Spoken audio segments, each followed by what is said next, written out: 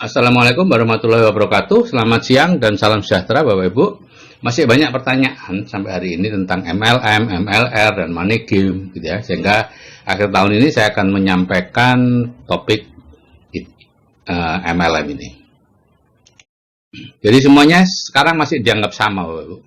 Ya, masih dicampur aduk antara multi level marketing, multi level recruiting, money game. Ini semua bisnis yang berbentuk jaringan disebut MLM dan dipandang negatif. Ya. Sehingga banyak orang yang salah mengambil keputusan. Padahal hampir semua yang disebut MLM dan dianggap negatif itu sebenarnya money game. Ya. Dan sisanya adalah multi level recruiting. MLM-nya sendiri justru jarang dikenal orang, sehingga mereka pun tidak mendapat informasi yang lengkap tentang MLM. Taunya hanya money game, ini yang merugikan dan dianggap sebagai MLM. Jadi yang disebut MLM itu apa? Ini adalah sebuah kegiatan perdagangan biasa, yaitu salah satu strategi atau pengembangan dari bisnis prosumer, profitable consumer. Jadi kalau di perdagangan konvensional itu ada grosir, distributor, itu membeli produk dalam jumlah besar ke pabrik dan menjualnya ke grosir yang lebih kecil, ke pengecer, dan seterusnya. Pengecer menjual ke konsumen, dan di setiap tingkat ada keuntungan yang didapat. Nah, di multi level marketing semua konsumen itu membeli langsung dari pabrik. Ya, kemudian di akhir bulan itu dikumpulin. Ya, mereka membangun grup kan, baru membeli ke pabrik. Di akhir bulan perusahaan menghitung pembelian di setiap grup itu dari setiap levelnya. Ya. Dari jumlah pembelian mereka ada yang dianggap sebagai konsumen, pembeliannya masih kecil, ada yang sebagai pengecer, distributor kecil, distributor besar, dan sebagainya. Dan masing-masing mendapat bonus sesuai dengan besaran omset di grupnya. Umumnya antara 3% sampai 21% ya, tergantung perjanjian di depan. Jadi seperti ini Bapak Ibu, kita itu kalau membeli sesuatu itu tidak bisa langsung dari pabrik. Sebagai konsumen membelinya di retail. Dari retail ke pabrik itu ada 60% uang yang diambil oleh grosir dan retail. Pabrik sendiri hanya menikmati 40% dari uang yang dibayarkan oleh konsumen. Nah, yang namanya prosumer itu dari produsen langsung ke konsumen, sehingga uang yang 60% tadi yang biasanya untuk grosir dan retail itu diberikan ke konsumen. Nah, bisnis grosir dan retail ini adalah bisnis yang uangnya terbesar di dunia Bapak Ibu, ya, dibandingkan dengan produsen, karena 60% dari semua barang itu uangnya masuk ke sini. Ya. Ada 3 macam ya yang bergerak di sini, main di grosir dan retail, yaitu yang konvensional itu semuanya Anda ya, membangun toko, mengisi toko, mengelola toko, mencari konsumen itu Anda, modalnya besar, keuntungan Anda kurang lebih 5-10%, dan itu aktif income kan Anda mengelola sendiri. Kemudian ada yang disebut waralaba, franchise ya, minimarket itu Anda yang bangun tokonya, Anda yang mengisi tokonya, sedangkan yang mengelola toko dan mencari konsumen itu adalah mitra. Modalnya besar, tapi Anda keuntungannya cuma 2,5-3% dari omset. Karena pemilik bisnis sebenarnya, yaitu yang mencari konsumen, itu mitra. Nah, kalau bisnis prosumer, yang membangun toko, yang mengisi toko, yang mengelola toko, itu mitra. Anda mencari konsumen. Dan modalnya tentu kecil, karena hanya untuk mencari konsumen. Tapi, keuntungan dari bisnis ini besar, karena bisnis ini sebenarnya milik Anda, karena Andalah pemegang konsumennya. Ya, jadi 10% dari omset itu untuk Anda. Penghasilannya pasif. Jadi bisnis prosumer itu Bapak Ibu, itu pencetak 20% miliarder di Amerika loh, yaitu Forbes tahun 2010. Dan sekarang lebih besar lagi. Kenapa? Karena perkembangan bisnis prosumer jauh lebih besar dibandingkan perkembangan bisnis konvensional. Jadi ada 3 strategi atau pengembangannya. Yang pertama adalah direct selling. Ya, kita membeli ke pabrik, menjualnya, cuma makan sendirian, menjual 1000 produk. Hasilnya 1000. Ya. Dan yang kedua adalah multi level marketing. Ya, kita mengajak beberapa orang membeli ke pabrik dan menjualnya ke konsumen. Persamaannya 10 orang kerjasama, masing-masing menjual 100 produk, ada 1000 produk. Ya. Nuansanya masih membeli dan menjual. Ya, sehingga perlu ada tutup poin, karena biasanya produknya tidak banyak ya, harus ada pembelian terus-menerus atau penjualan terus-menerus, sehingga ada tutup poin, ada stokis.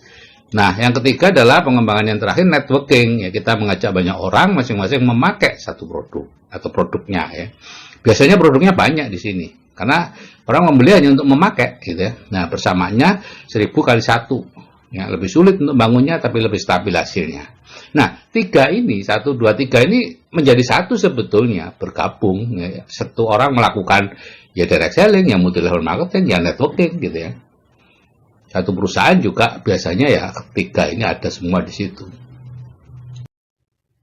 Dan kalau multi level recruiting itu apa? Itu sebuah perusahaan investasi, tabungan atau asuransi atau macam-macam lah, itu membentuk jaringan nasabah untuk memasarkan jasanya tadi. Ya, dahulu masih sederhana disebut member get member, tapi kemudian semakin canggih distrukturisasi.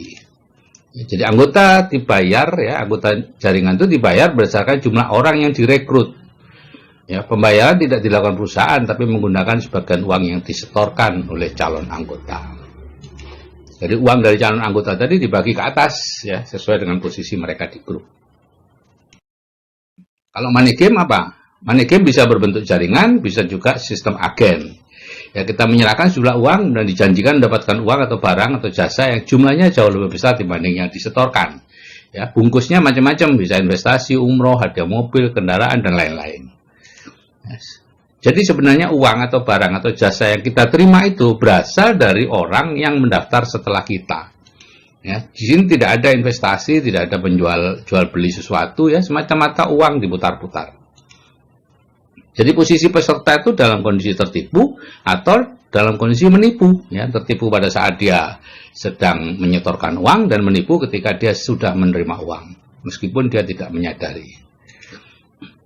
Karena apa? Skema asli ini dibuat oleh Charles Ponzi, ya. Karena itu disebut skema atau segitiga Ponzi, ya. Ini penipu tahun 1920-an. Jadi memang skema ini memang dibuat untuk menipu.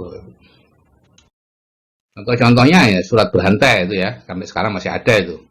Kemudian investasi seperti Pomas, Pendawa, investasi agrobisnis seperti Kisar, ada IT. Sekarang banyak kayu, gitu ya. Itu meniru Kisar sebetulnya. Kalau Kisar itu bergerak di bidang sayur, kita berinvestasi sayur, nanti sayurnya akan dibeli lebih mahal dari umum. Kalau sekarang banyak kayu, kita investasi kayu, nanti perusahaan membeli kayu lebih mahal, berkali-kali lipat dari harga pasaran. Orang tidak memikir kalau ada perusahaan berani membeli kayu dengan harga berlipat ganda, kenapa dia beli ke kita? Kenapa dia tidak beli ke penjual kayu atau petani kayu? Dan umrah murah, ya, umrah murah, first travel, Abu Tur, dan masih banyak yang masih aktif di luar. Skema piramida, gitu ya.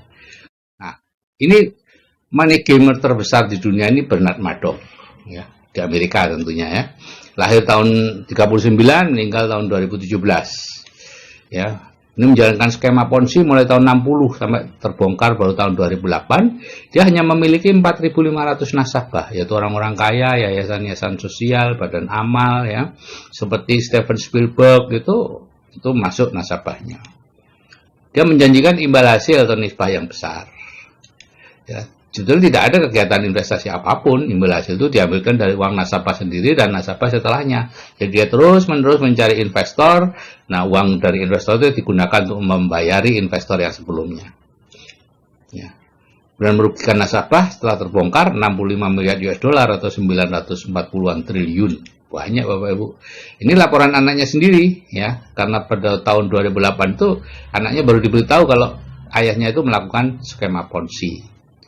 Nah, karena ayahnya sudah umur 70-an, anaknya kan tidak mau menerima warisan itu, dia lapor. Tahun 2009 dia dihukum 150 tahun, meninggal di penjara tahun 2017, dan anaknya yang melaporkan depresi tahun 2010 bunuh diri. Jadi inilah nasibnya. Umroh money game sekarang masih banyak Bapak Ibu. Cirinya itu sebetulnya sederhana Bapak Ibu, ya, harga di bawah biaya umroh. Sekarang biaya umroh yang ditentukan oleh Departemen Agama itu 22 juta kalau tidak salah, ya. Terkadang diberi label sedekah. Saya pernah ditawari sedekah 1 juta, kemudian bisa umroh. Biasanya setelah kita daftar itu tidak langsung berangkat, gitu ya. Masih ada waktu antri sekian bulan. Padahal di umroh tidak ada daftar antrian Bapak Ibu. Ya, kita antri karena apa? Karena uang yang kita masukkan itu digunakan untuk membiayai jamaah sebelumnya, sedangkan kita menunggu jamaah setelahnya. Contohnya first travel nih. Orang membayar 14,5 juta, tapi dapat fasilitas umroh senilai 25 sampai 30 juta, cukup mewah. Saat ditutup itu ada 13.000 jemaah yang sudah diberangkatkan, tapi ada 52.000 jemaah yang belum diberangkatkan. Jadi sebetulnya, dan uangnya tidak ada sudah. Ya, jadi satu jemaah yang berangkat dibiayai 4 jemaah yang lain. Jadi kalau hitung-hitungannya ya gini, 4 jemaah itu ya 58 juta. 58 juta, kemudian yang terpakai 25 sampai 30 juta, berarti apa? 50% itu untuk penyelenggara. Sekarang masih banyak yang beroperasi Bapak Ibu ya. Semakin lama akan semakin banyak korbannya. Misalnya first travel ya, untuk memberangkatkan 52.000 jemaah, dia harus bisa menipu 4 kalinya ya, 208.000 jemaah. Dan seterusnya. Sebetulnya cara mengatasi umrah-umrah seperti ini mudah Bapak Ibu kalau memang niat gitu ya. Ya Biro Perjalanan Umrah dilarang menerima pendaftaran baru sampai calon jemaahnya diberangkatkan berapa persen, mungkin separuh berangkat atau 75% berangkat baru boleh menerima pendaftaran baru. Maka bisa dipastikan umroh Money Game akan tutup karena mereka sebetulnya tidak punya uang cash untuk memberangkatkan yang sudah terdaftar di tempatnya itu. Dia menunggu pendaftaran baru dari para jemaah. Kemudian konsep sistem piramida ini biaya pendaftaran anggota berikut paket produk sangat mahal. Ini seperti MLM gitu ya, harga jualnya tinggi, biasanya produk-produk ajaib, hasil penemuan baru, pengobatan eksotis dan sebagainya. Ya, sistem dilakukan menyerupai MLM, kadang 2 kaki, 3 kaki, 4 kaki gitu ya. Jadi ditentukan kakinya gitu ya, ada binary, 3 kaki dan lain-lain. Satu anggota boleh membeli lebih dari 1 keanggotaan, disebut coupling. Semakin banyak akan semakin kemungkinan terima uangnya semakin besar. Imbalan diberikan berdasarkan tersusunnya satu jaringan berbentuk piramida. Program pemasarannya sulit ya, tidak sulit dimengerti ya, dan tidak berat pada titik beratnya pada recruiting ya, bukan pada penjualan. Nah, MUI memberi fatwa tahun 2009 yang disebut Money Game adalah kegiatan penghimpunan dana masyarakat atau penggandaan uang dengan praktek memberikan komisi dan bonus dari hasil perekrutan atau pendaftaran mitra usaha yang baru atau bergabung kemudian, dan bukan dari hasil penjualan produk atau dari hasil penjualan produk, namun produk yang dijual tersebut hanya kamuflase atau tidak mempunyai mutu atau kualitas yang dapat dipertanggungjawabkan. Jadi kalau definisi di atas dipakai, maka multi level recruiting itu dimasukkan dalam golongan money game dan tentunya diharamkan. Termasuk juga agen asuransi. Itu penghasilannya halal kalau tidak menggunakan model jaringan, di mana setiap orang mendapat komisi dari hasil kerjanya langsung. Itu sih sah-sah saja. Tapi begitu dibangunkan jaringan, maka akan masuk dalam definisinya fatwa MUI ini. Jadi Bapak Ibu, kita perlu memperhatikan dari mana asal uang yang Anda terima itu. Apakah uang itu berasal dari investasi, ya, Anda menyetorkan sesuatu, kemudian uang itu diinvestasikan dan Anda mendapatkan hasilnya, maka itu sah. Ya. Tinggal Anda berhadapan apakah investasi itu benar atau itu investasi bodong. Itu Anda sendiri yang berisiko. Ya, ciri investasi bodong sebetulnya mudah. Kalau ada 3 kata, yaitu penghasilannya besar, hasilnya besar, cepat, dan aman, itu pasti tipu-tipu. Ya. Nah, kemudian yang kedua, apakah Anda mendapat uangnya dari jual beli produk di dalam jaringan itu? Kalau itu sah, ya. Prosumer bisa direct selling, multi level marketing atau networking, ya, tergantung model yang dipakai. Kalau pendapatan Anda dari setoran orang baru yang mendaftar, nah itu baru bermasalah, ya, multi level recruiting, money game. Jadi ini ada perusahaan angin surga yang menjanjikan keuntungan yang besar, tapi sebetulnya Anda dapatnya uang itu dari orang baru yang Anda ajak karena tertarik dengan keuntungan yang besar tadi itu. Keuntungannya itu sendiri belum ada, gitu ya. Seperti tadi investasi kayu dan lain-lain belum ada, masih 6-7 tahun yang akan datang, tapi Anda sudah dapat uangnya dari mengajak orang-orang berinvestasi. Tabungan juga begitu, tabungannya belum keluar, masih puluhan tahun itu keluar, ya, karena masih harus dimasukkan dalam sistem macam-macam lah, ya, sehingga ada diperkirakan nanti dapat sekian. Itu masih lama, puluhan tahun. Yang dapat uang sekarang dari orang baru, karena Anda ajak, karena mereka tertarik dengan perusahaan angin surga itu.